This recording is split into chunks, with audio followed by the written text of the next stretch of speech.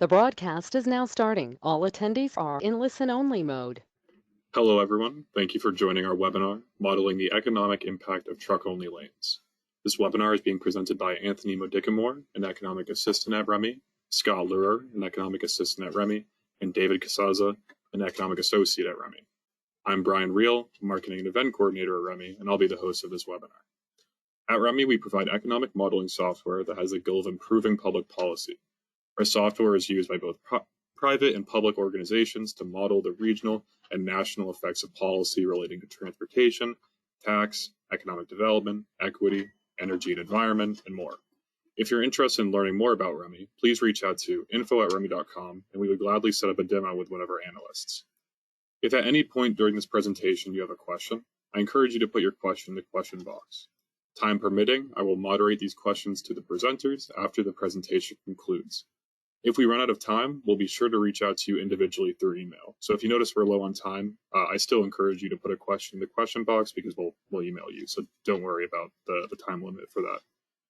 I also want to make everyone aware that in about an hour after the presentation concludes, a link containing a copy of the slides and a recording of the webinar will be sent to your email.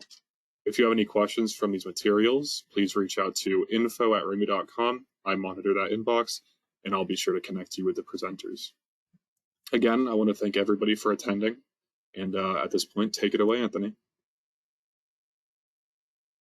All right, thank you, Brian. Today we'll be going over one possible solution to the American trucking dilemma.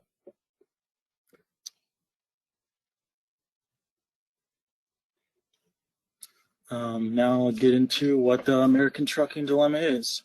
Trucks are an essential part of the U.S. economy.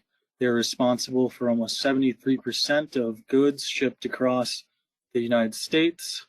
But with all of these trucks being used comes a big safety concern. 72% of victims in large truck crashes are other motorists.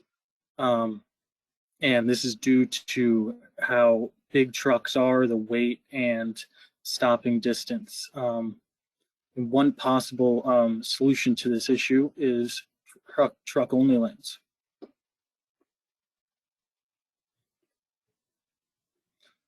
So why truck-only lanes could be a feasible solution to reducing congestion and enhancing safety. Truck-only lanes would accomplish this by separating trucks from the regular flow of traffic, particularly when navigating steep hills. By implementing these, safety is improved from being more organized, and it also will result in more efficient flow of traffic and reducing the risk of a possible encounter between a passenger vehicle and a truck. As you can see on this graph, the U.S. is experiencing an increase in the number of trucks involved in accidents. So this is a rising concern.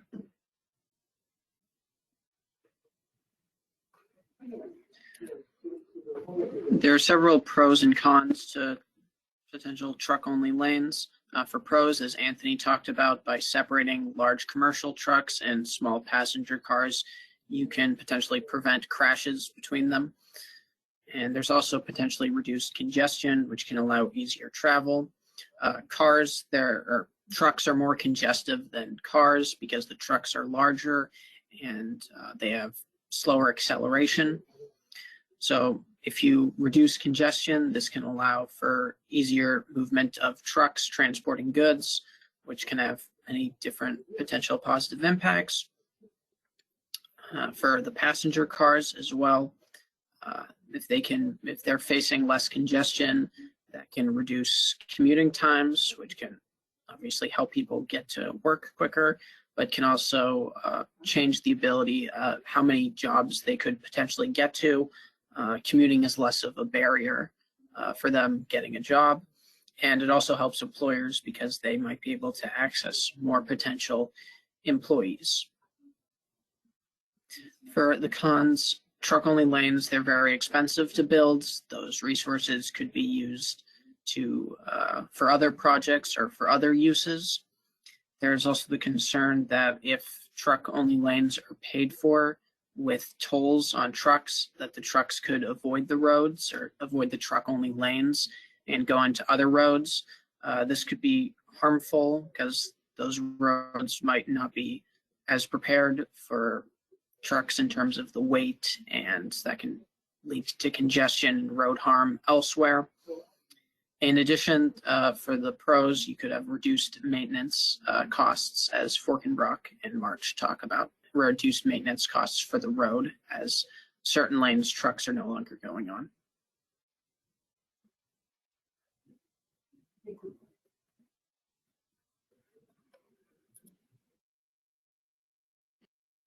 Yeah, so while this is in large part a newer concept for a lot of the country, obviously we are very familiar with laws that involve trucks using only the right lane. You can see here that, for example, it appears to be a typical highway where the trucks are being encouraged to, or are supposed to use the right lane at all times. These are different, a little bit different from what we're focusing on, because obviously that right lane is how motor vehicles and passenger vehicles enter and exit the highway as well. So really what we're focusing on are truck only, as we've mentioned before, truck only lanes. And so there are two examples of this that we were able to find pretty quickly. This picture on the left is on one of the two on California's I-5, and the different parts of that road have different purposes. As we've mentioned, the truck-only lanes have benefits to safety, benefits to aiding congestion. That's kind of across the board, but also there are more specific examples than just a general desire to increase safety or to decrease congestion. So for example, on I believe the southbound portion of California's I-5, the truck-only lane, or excuse me, there is one section around LA County that it goes in both directions, the intention being to primarily to decrease congestion.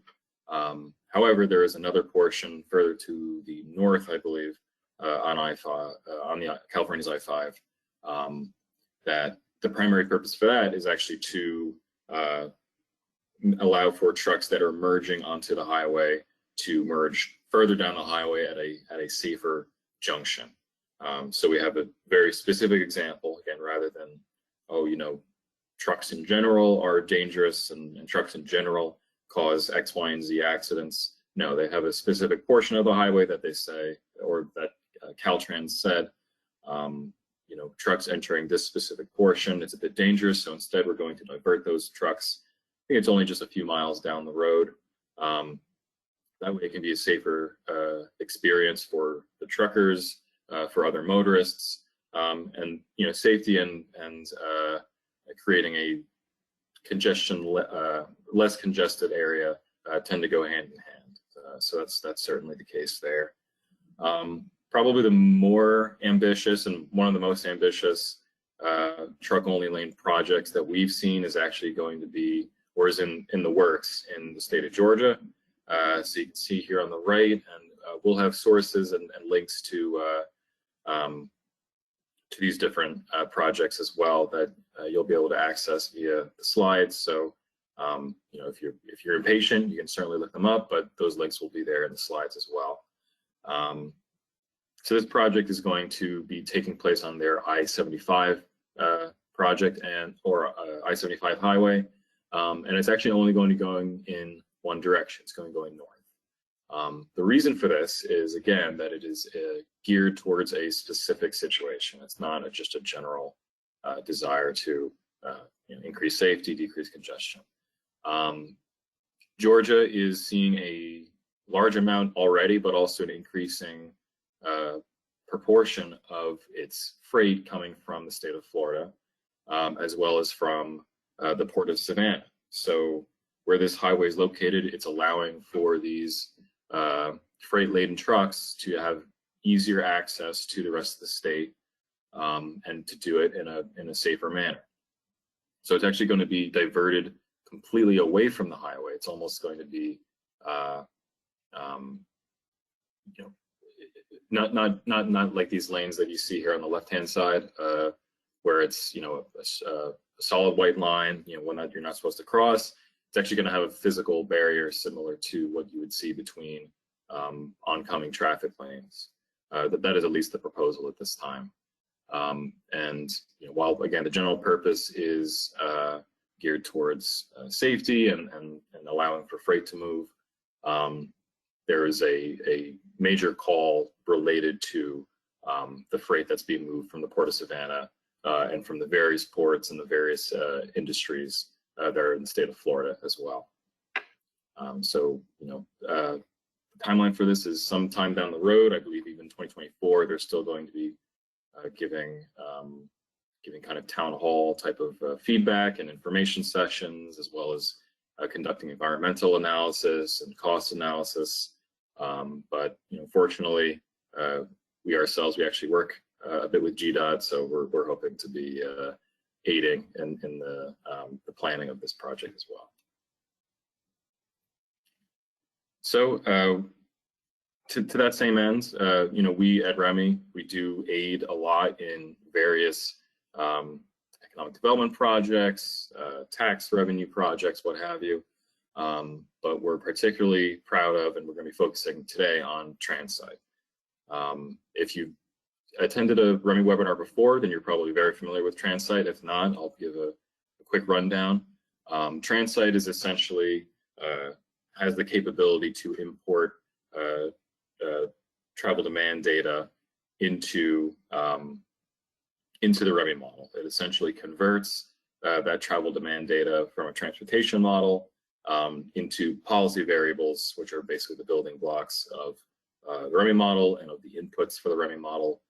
It converts them into those policy variables that the model, the larger model, can understand them and have them interact with other larger economic forces like economic migration and employment and investment in different forms of capital stock, what have you. So it's all going to be kind of moving around within the REMI model, despite the fact that you know, these transportation models kind of have their own logic of and their own forms of data.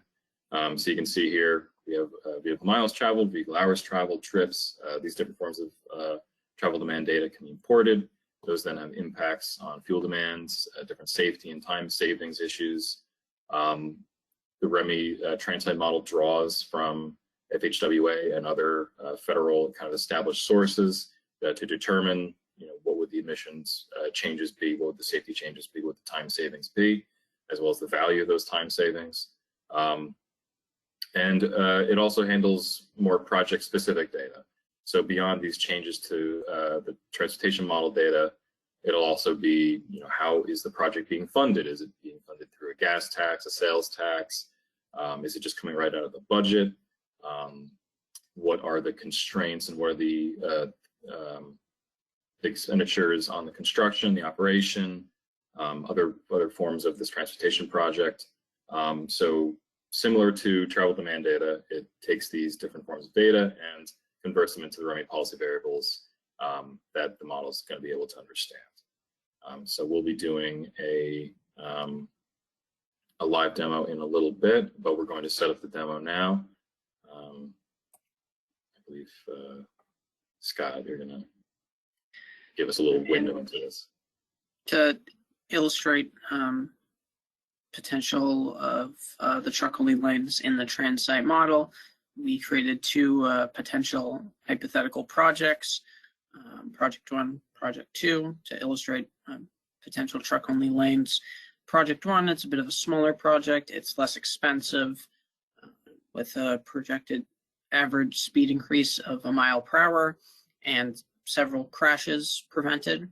In Project 2, it's larger, more expensive, a 2 mile per hour average increase in speed, and even more crashes are prevented.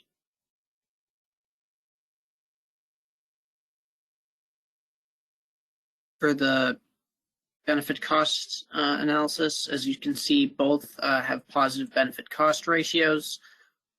Typically, a benefit cost ratio over 1 means the benefits are greater than the costs. So for both of these projects, the benefits are greater than the costs. Project 2 has a larger ratio, meaning benefits outweigh the cost by even larger amount, but then again, Project 2 also has larger costs. And we plan on going into more detail into this later in the simulation. You can look at the breakdown here, though.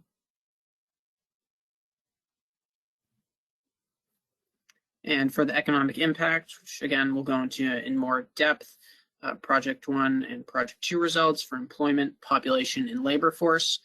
Generally, the annual averages are higher for Project 2. And as you can see, there's generally an increase over time in the for both projects in employment, population, and labor force. There's an increase generally over time. And the same concepts apply for GDP, output, personal, and disposable personal income. Again, Project 2 has a bit larger in terms of values for the annual averages, and generally the variables or statistics are increasing over time.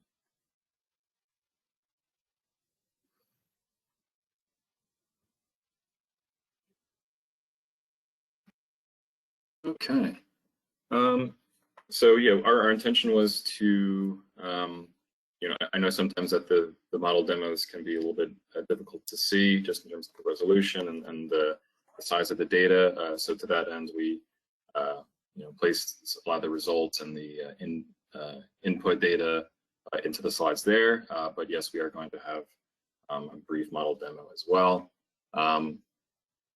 So if you haven't seen TranSight before, this is the basic starting menu.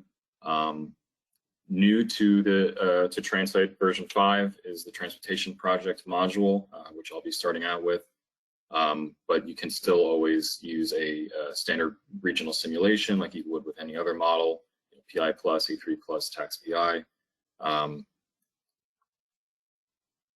To that end, you also have our forecasts here. You can see that I've already converted the projects into forecasts that the REMI model can understand. As well as down here, we have the, like I mentioned before, the transportation projects specific module here. So without further ado, I'll jump right in here. And you might notice throughout that some of the overhead benefits and costs are slightly different than they were in the slides. I apologize for that. That was a slight error on my part. However, the relative values of the benefits and costs, as well as the most of the underlying policy variables, are going to be identical to what you would see in another project. So then, and that comes also as well with the forecast that these will be producing. So we start off with the project details. If you wanted to, you could give basically just qualitative data here about it's a truck only lane.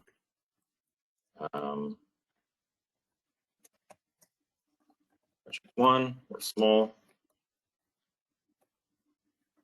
Give a brief description. That's just good for organizational purposes. It doesn't necessarily impact the actual simulations or the benefit cost analysis necessarily.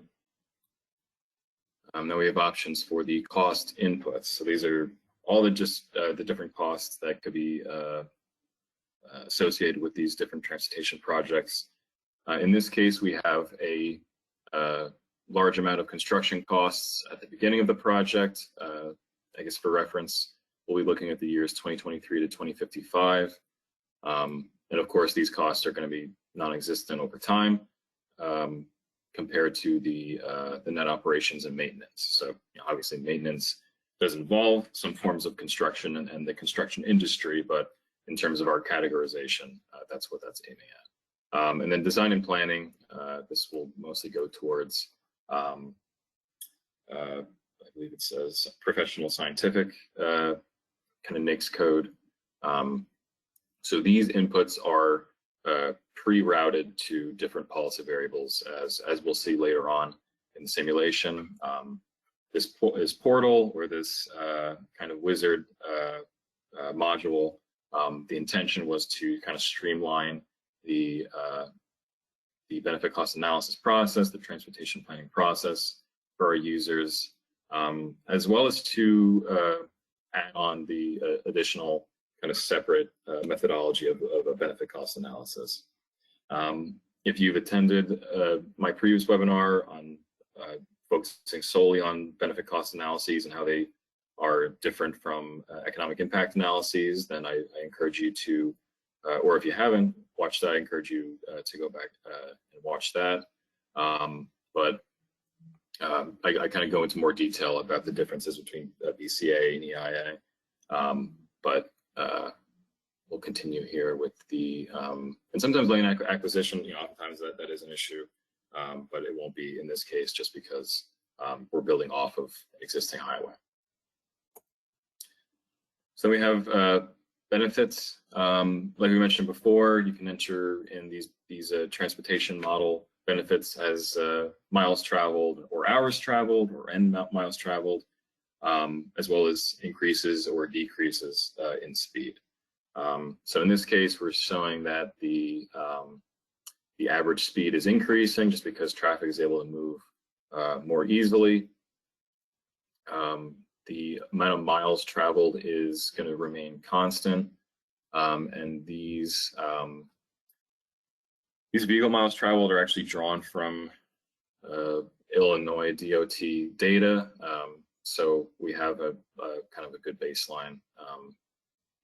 Scott set up a lot of this forecast, and so we put a lot of work into making sure the numbers are realistic and based on real-time numbers.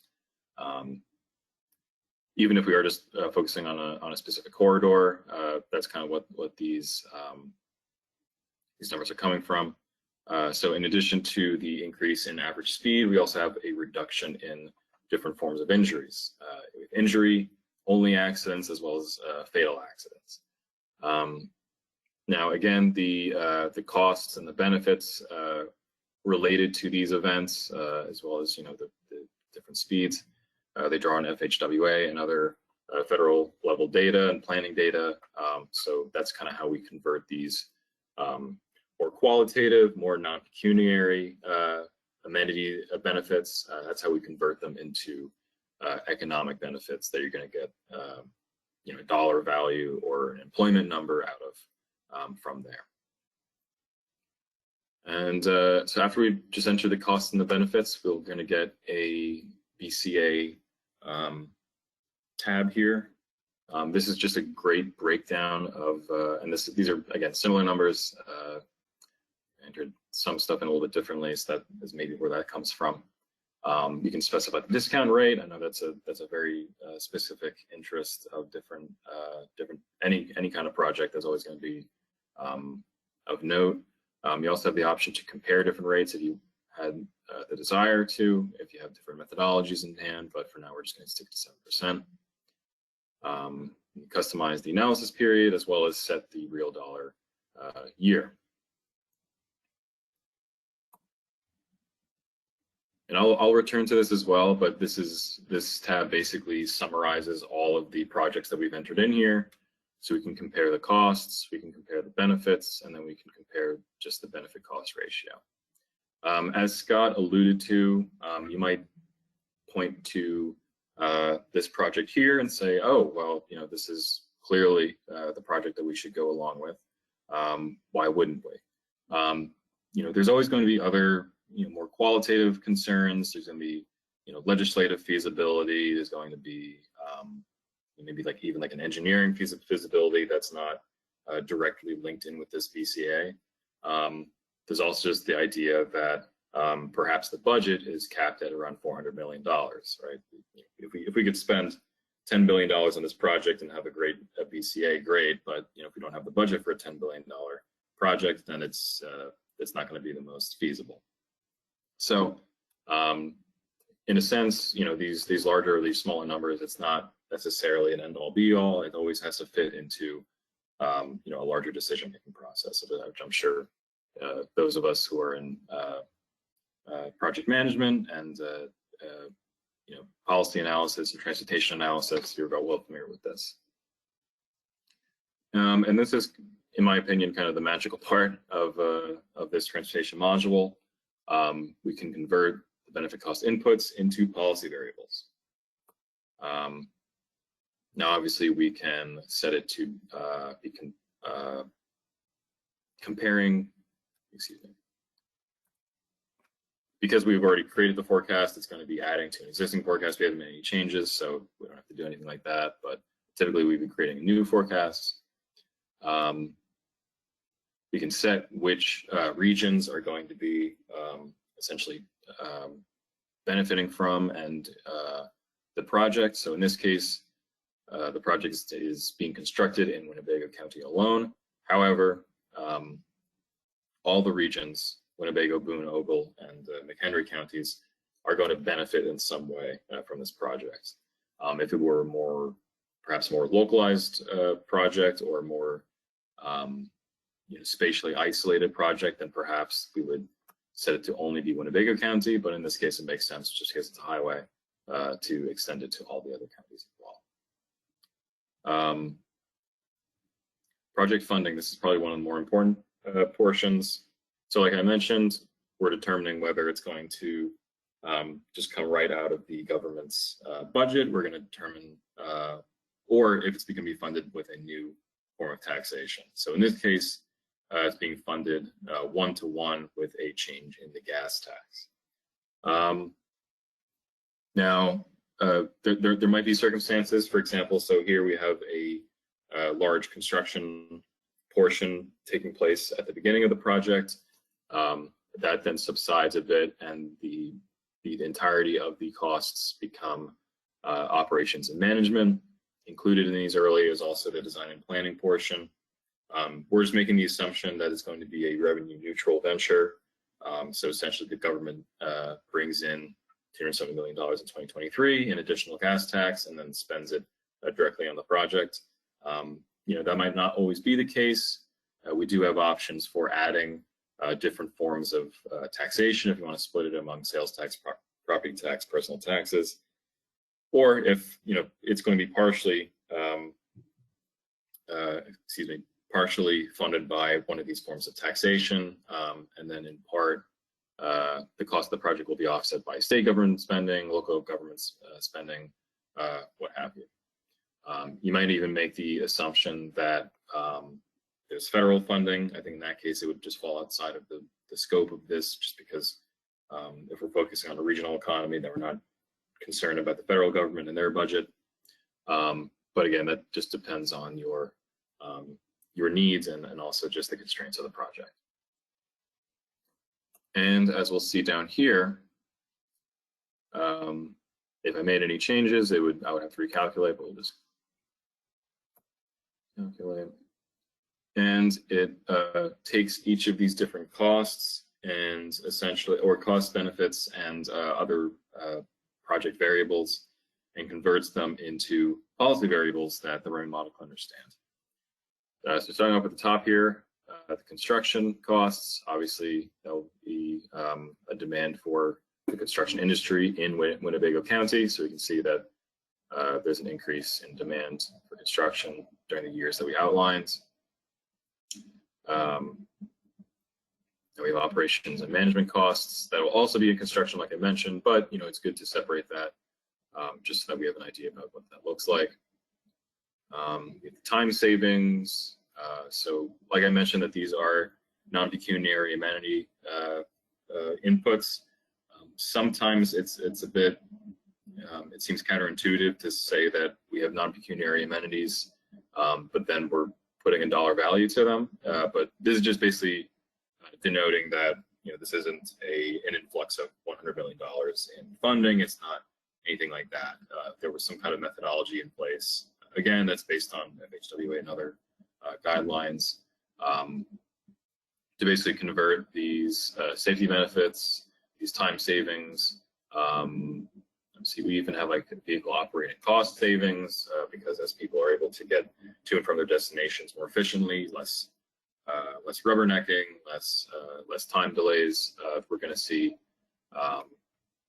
some savings in different categories. So we have a decrease in all consumption categories for all the regions, and we actually see a slight increase in motor vehicle usage, which if you're familiar with induced demand, if this road is becoming more efficient, then perhaps we would expect for there to be somewhat more vehicle activity on the road. It could be the case. That's always a concern for congestion. If you have a very good road, then there's a good chance that more people want to use that very good road. But frankly, the fact that we have the lane, outside of this analysis of the spreadsheets and what have you, the lane is going to be separated from the trucks, or excuse me, the lane will separate the trucks from the rest of the passenger vehicles. So that form of safety is still there, and the other safety and the other cost saving concerns are also still there. Like I mentioned, also we have emissions benefits. So because people are idling less, that is a non-pecuniary amenity. Just in Winnebago County, that's just because that's where the project is going to take place. And like I mentioned, we have a decrease in interregional commuting costs as well, thanks to this project. And finally, basically how the project is being funded, which will have an impact, and we'll probably see a bit of an impact in the first few years. I think we saw that in the slides as well. Somewhat of a decrease in some forms of employment and disposable personal income, or what have you, but better benefits over time, which makes sense. It might make sense for the local government or the federal government, or excuse me, the state government, or whoever is basically whoever's planning this, whether it's Department of Transportation or whomever, to try different forms of taxation. So try a personal tax, an income tax, try a gas tax, try offsetting the cost with increasing the expenditures of the state, seeking federal funding, making that assumption. So putting in basically different, instead of different projects into this benefit cost analysis module, instead put different forms of funding and comparing those to one another.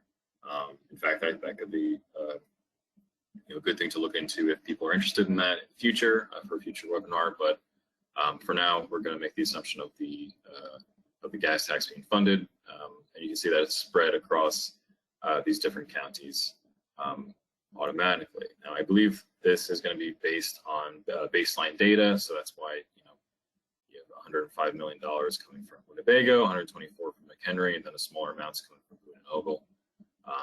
That's just based on baseline data that a gas tax would be associated with. So it spreads these automatically across the regions that you want to be affected, which is very useful. Now I've already added this forecast. Any changes? So like we saw in that prioritization portion, I think very usefully it is automatically displayed here under the transportation projects tab. You can see that the numbers here are the same as were in that kind of sub tab. So I think we'll probably stick just with project 1.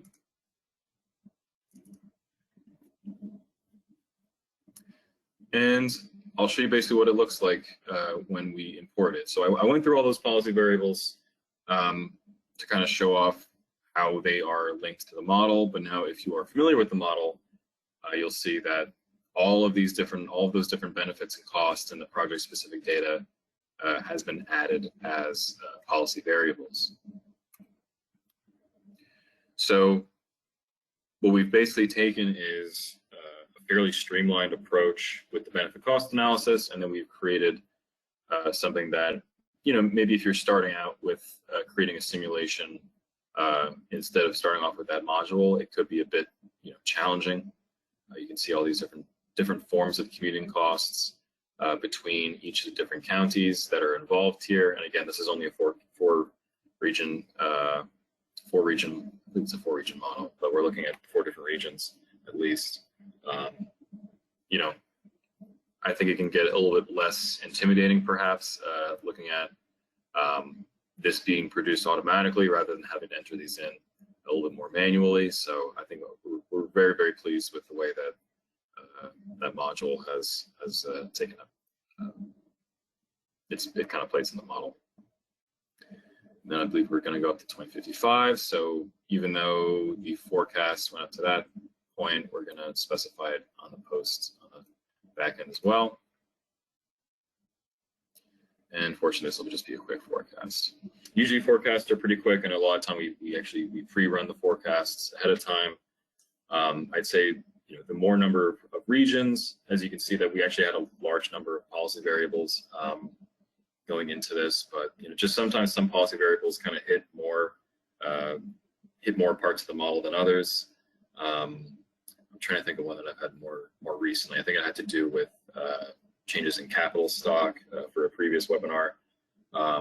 That one tends to take, you know, it can be up to like a minute or so sometimes. So, you know, it just depends on the policy variable as well as the intricacies of you know, how many sectors are you dealing with, how many regions, what have you. So, like we mentioned here, we have decreases from the beginning, and I again, if the visibility is not great on this, maybe I'll do a line graph here, but you know, unfortunately, we're working a little bit with the constraints of projecting a model. I invite you to absolutely, you know, check out the slides again for these kind of top line results. But yeah. So we do see a decrease initially in forms of actually, yeah, we're seeing somewhat decrease in employment. If we wanted to, we could actually see what that employment comes from. Just off the top of my head, I'm assuming that these decreases in employment after this massive increase in construction, I'm betting it's going to be a big decrease in construction. So basically what we can do here is, instead of looking at it by region, we're not so interested in the regional impact right now. We want to look at the industry impact. So we see some decreases in retail trade. Actually, that's a big portion. Yeah, that's interesting. All right, so I did make a bet that it was going to be the construction industry that had the largest impact, but it looks like it's actually somewhat due to the gas tax here. So that's an interesting kind of, perhaps an unintended consequence, that a gas tax would hit truck transportation the most. We do see construction down here a bit. Retail trade, you know, again, because it's linked to you know, freight and the movement of freight and truck transportation, that would make sense. A lot of these we do also see transportation related industries, also such as couriers and messengers. So yeah, so that squares. Maybe a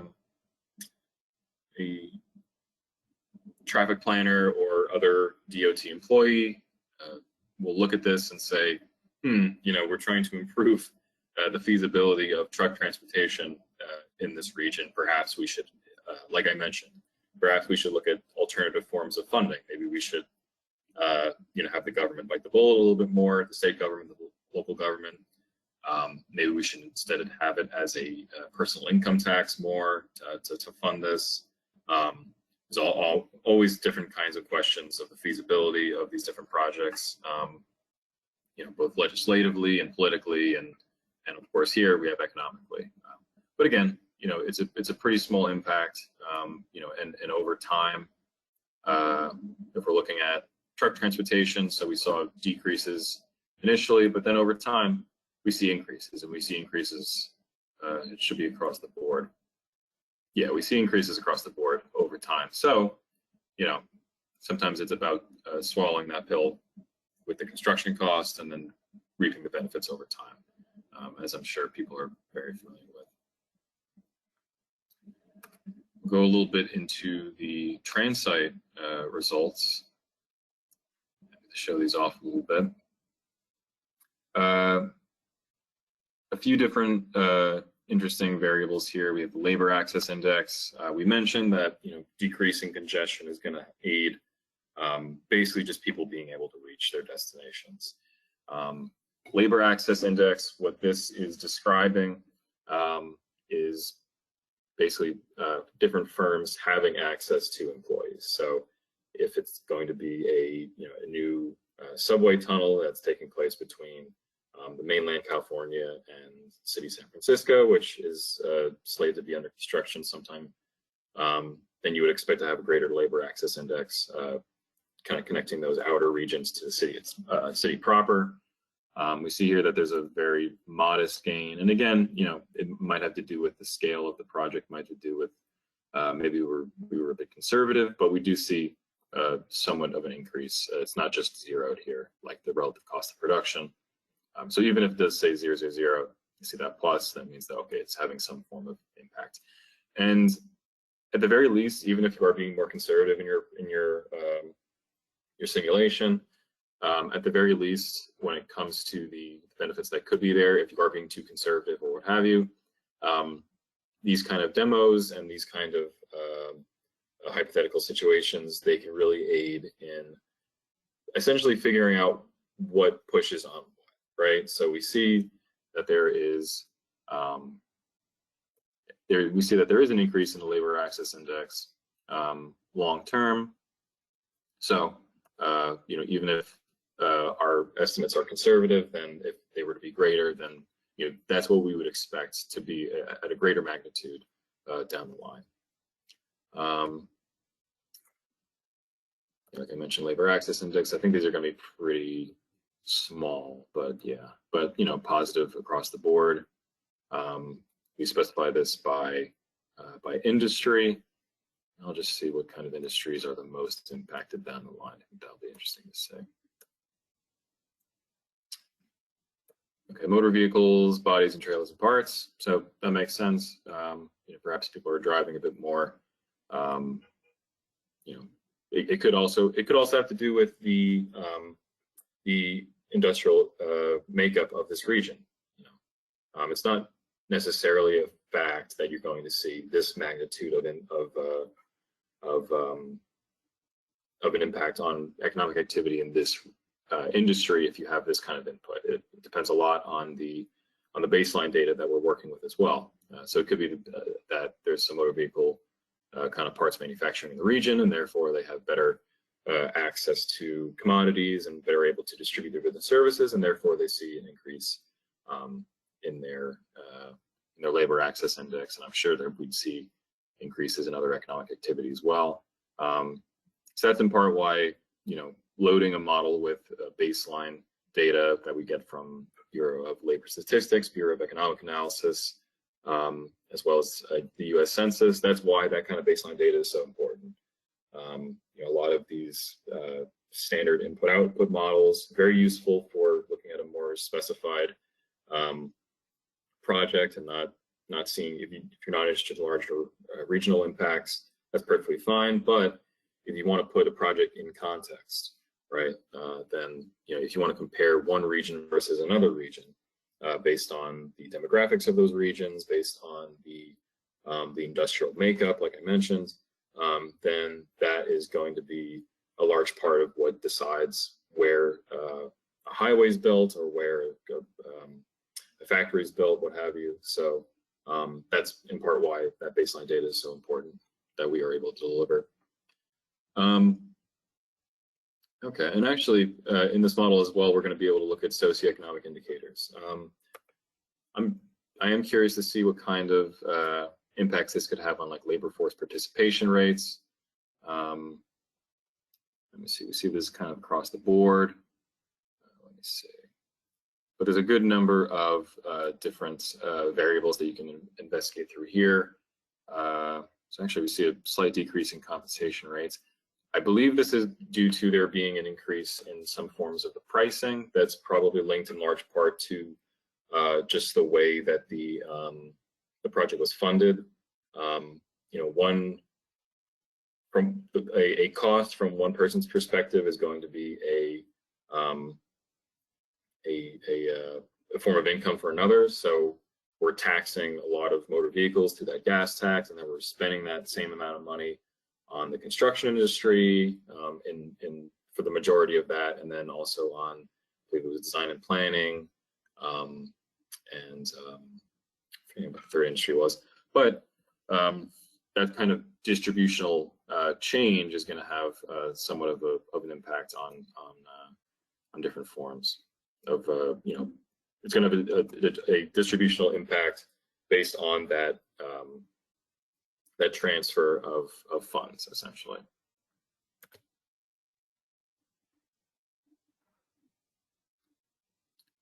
See here that this is the middle 20%. This is probably that construction that I was mentioning before, but overall, down the line, we do see a modest increase actually in employment. So across all 5 quintiles. And if I haven't mentioned this before, these are quintiles based on the income of different industries. So that has to do with that.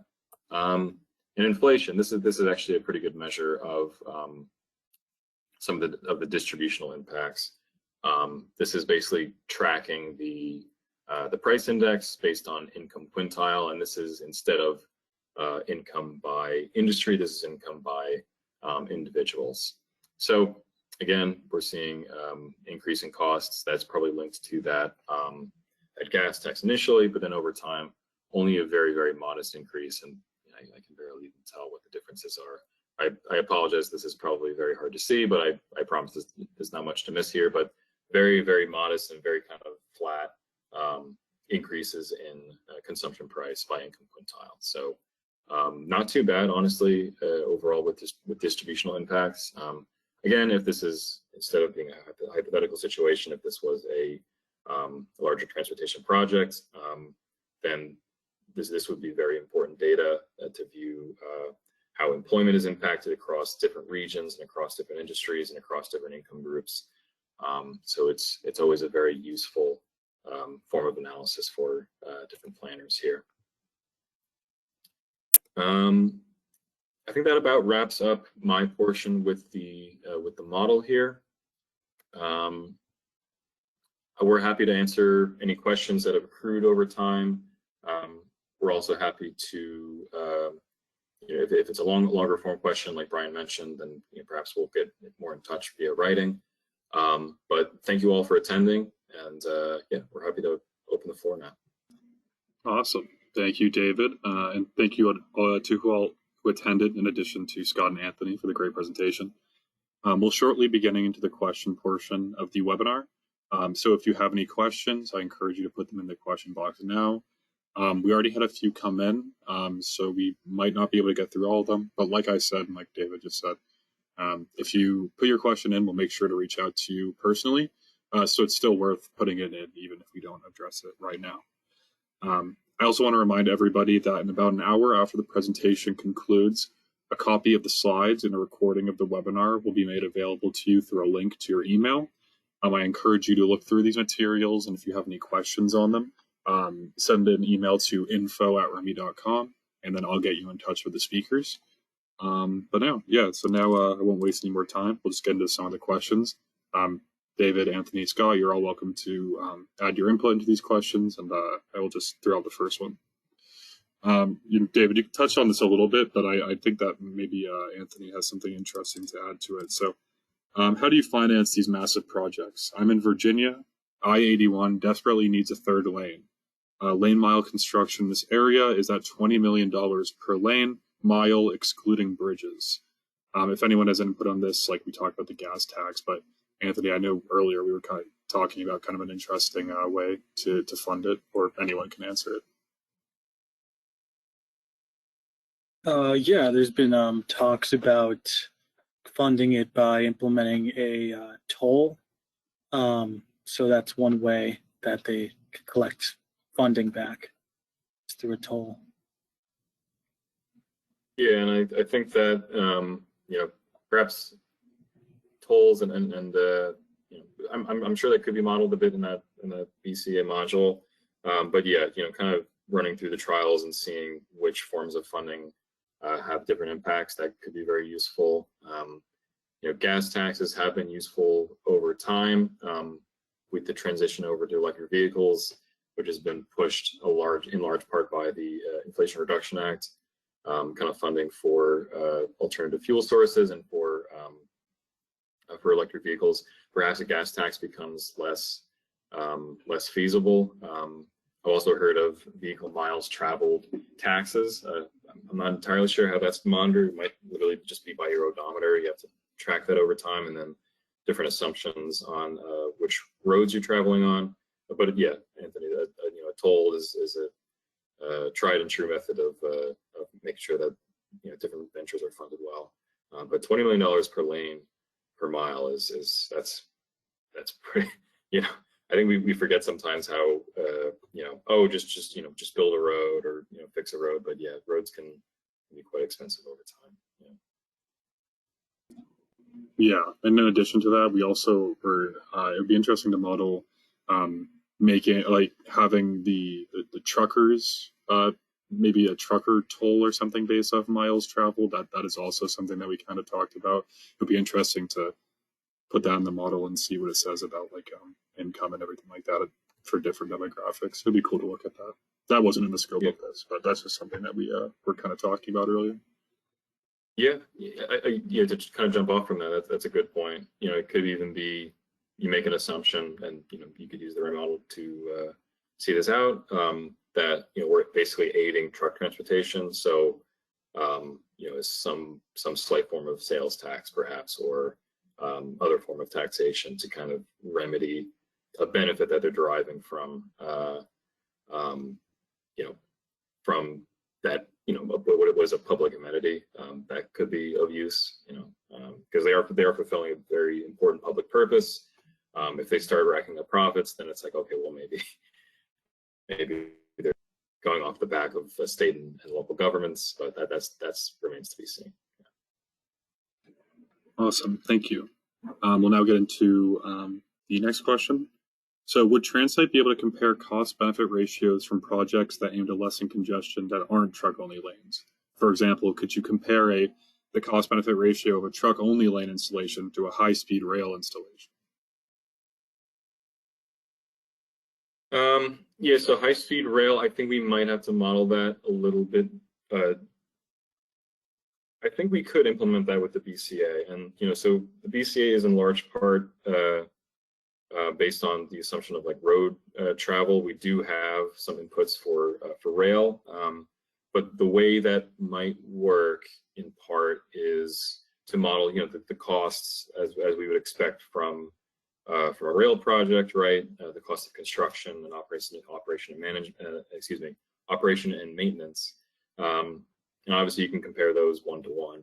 The benefits of a rail versus a road might just be that there is a reduction in road traffic across those different, so if we, for a road, we say, okay, we're going to be able to get cars quicker and more vehicle miles traveled through this road. Instead, maybe a rail project says, oh, we just have maybe less cars, and then those cars are able to go faster, and so on from there. So it would be a really interesting question.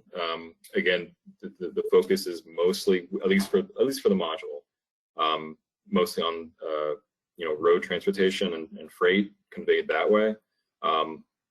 But within the REMI model, we do have a lot more variables in place to reflect. I say you can almost reflect almost any, as long as the event is somewhat large enough to track, you can track pretty much anything. So we could do work to see what increases in commodity access index, labor access index, like I mentioned. Within TranSight, there's reductions in effective distance, which is basically trying to measure, even though the model is not necessarily spatial like you would see with an ArcGIS model, it does take into account economic geography and relating distances between regions. So maybe we're closing the effective distance between areas.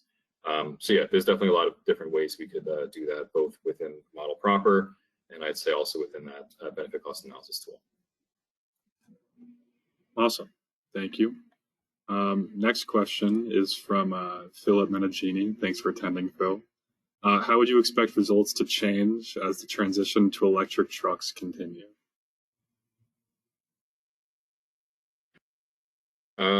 Electric, well, I think I mentioned the gas tax. basically the funding for these projects would be more challenging. Yeah, I'm not too sure about the other impacts of electric versus gas. Besides, yeah, the gas tax will be impacted. I know there's like constraints with like the weight of these different of possibly having an electric truck in place of a gas truck that could have impacts on safety and basically planning all the roads, perhaps. But yeah, I think that'd be really interesting thing to look more into.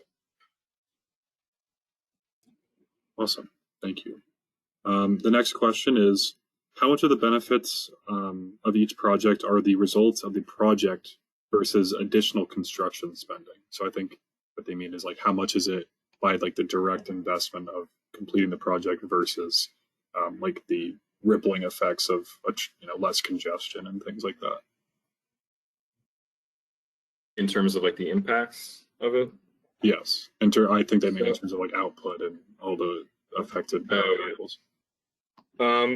We'd have to do a little bit more work to divvy those up. We have calculations to. If you're not familiar with it, I'm going to go into it. But if you are familiar with it, then it'll be kind of a reminder. Direct, indirect, and induced impacts. Direct is basically what you saw with that benefit cost analysis input. So we have about $270 million in expenditures, and then that goes directly into other industries. So direct is like the project itself. So if it's direct employment, it'll be the construction workers actually building the project, kind of so on from there. Indirect is related to the input-output analysis that I've also mentioned. That's tracking the supply chain, so all of the workers that are building the materials required for the construction, perhaps. So it could be like quarrymen and I'm trying to think of other inputs for construction. The construction or the manufacturing of perhaps like the tools that they're using. Those would be the indirect impacts. Induced is something that I think sets us apart from a lot of different models. Induced takes the income of those direct and indirect employees and says, okay, they're going to be spending that on a bunch of different consumer goods. So healthcare, retail trade, let's see, food and beverages and entertainment, that sort of thing. So we do have the ability to differentiate those, and in fact, for some recent projects we've done for economic development corporations, we've been able to divvy it up in a great amount of detail. But in terms of just off the top of my head, like just reading the results, it's a little challenging to see that indirect versus the direct impacts. But yeah, it would depend. The magnitude really would depend on a number of different factors. Like I said, what are the baseline industries that are in the region? What's the magnitude of the change? Yeah. Awesome. Thank you. I think we have time for one more question for the respect of everyone's time. Like I said, the rest of the questions, there's a lot of great ones that I will not be able to get to, unfortunately. So we'll make sure to reach out to you directly. But just this is the last question with the remaining time. That's kind of a fun one. So can this model incorporate advantages of truck platooning or even autonomous vehicles? I had to look up what truck platooning is. So if you're interested, I know. What is truck platooning? I'm curious. Oh, is it where they're in a long row? Is that what they're kind of? Yeah, it like breaks the drag. Like the wind, right? Yeah, that's interesting. Yeah, I mean, I guess. I mean, yeah, go ahead. Yeah, I actually read something about this where like truck only lanes would enable trucks to follow close behind each other to kind of take advantage of what they call like drafting, to like reduction in like with benefits with aerodynamics, would enable for like higher miles per gallon with gas. Is that kind of what they're talking about? Yeah, I think so. I think it would be interesting to see like the degree to which that is true, and also it might be interesting with our E3 Plus model to see if we could track like the emission savings from doing that, like efficiency of energy. It's kind of a interesting thing. Yeah, and then for the question about like autonomous driving, off the top of my head, I said, I'm not sure how we're going to do that, but You do have the ability to create like custom industries, and within that custom industry, you have a breakdown of all the different industries that it relies on. So like I mentioned, so for it was like for trucking, they would rely on, truck manufacturers. They would rely on, oil and gas. But maybe that transitions over into just electric production. And within that is also kind of assumptions on the labor productivity of the employees, on the kind of like basically how labor intensive the industry is. So what we would assume is that trucking becomes a lot less labor intensive over time, and I'm sure we could create custom variables for that, or maybe the data is just going to change over time, more likely. But yeah, that would be really, really, really interesting to see. Awesome. Well, I just want to, again, remind everybody that in about an hour, we will be sending the slides and the recording of this webinar to your email. So keep your eyes out for that if you want to look at some of the data we were looking at the end of the slides. There's some slides with sources, so you can look at those. And let us know if you have any questions. We'd be happy to talk to you about it. And also, if we did not get to your question, like I said, there's a few great questions we didn't get to. I will be sure to reach out to you individually. But thank you, David, Anthony, and Scott, for the great presentation, and thank you to all who attended. We hope you have a great day and a great rest of your week. And yeah, we hope you can attend future webinars. Have a good day, everybody. Thanks, everybody.